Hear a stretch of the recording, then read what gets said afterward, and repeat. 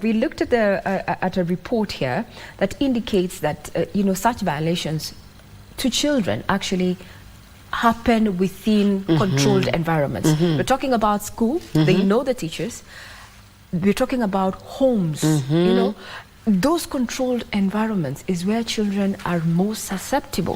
Looking at that particular perspective, because if 56% of Kenya's population, children population, are victims of violence, what are you doing as an organization, to help in this fight? You've said it's multi-pronged. Yes, it's multi-pronged. So, of course, there's the whole issue about around access to justice. Yes. Kenya as a country already pushed forward 12 commitments to ending GBV.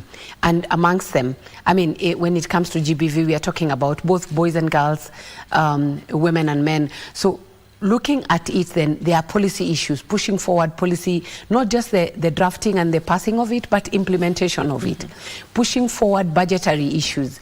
So how do we then know that survivors, such children, are then taken care of, that they're having integrated services, that then even women that are going through these violations then are taken care of, not only health-wise, but that they have some economic empowerment to be able to pick up from there.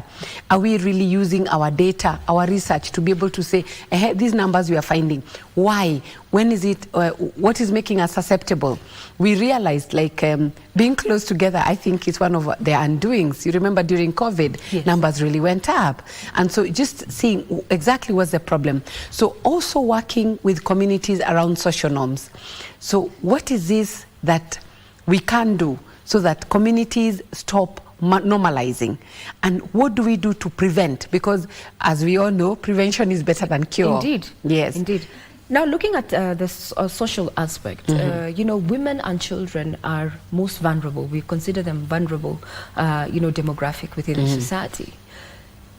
Where the correlation between, dependency, financial dependency, and gender-based violence.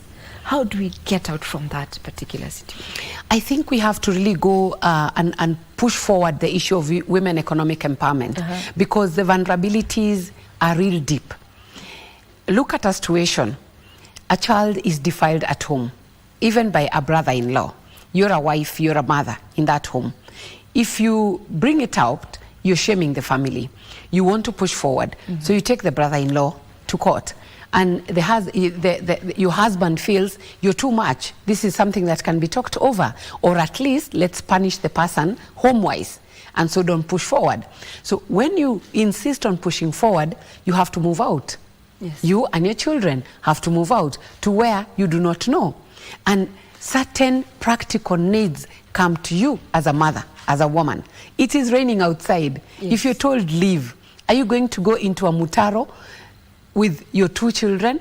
Then you think, until then making them even more vulnerable. Then everyone comes to society and says, don't be so, don't be this, don't be that. And everyone finds, then they even start turning the story. By the way, where have you been? Like, you didn't notice you've been living with this child. So the whole table turns. Shaming the whistleblower. Precisely. And so you find that when this woman has choices, it's not like when you're economically empowered that these violations do not come your way, but then you have choices. You can't be able to say, I am going. You can't be able to say, I will go to a one-roomed house, but then I can. All right? Another, they just won't. They just can't. And so when people have choices, when they have empowerment, when they can be able to even go to that hospital. Because remember, even some will tell you, I've not gone to hospital. Why? Sikuwa na fare. Exactly. So, and if the women are actually covered, it means they cover their children. Okay. Now, we take a quick breather, but we want to put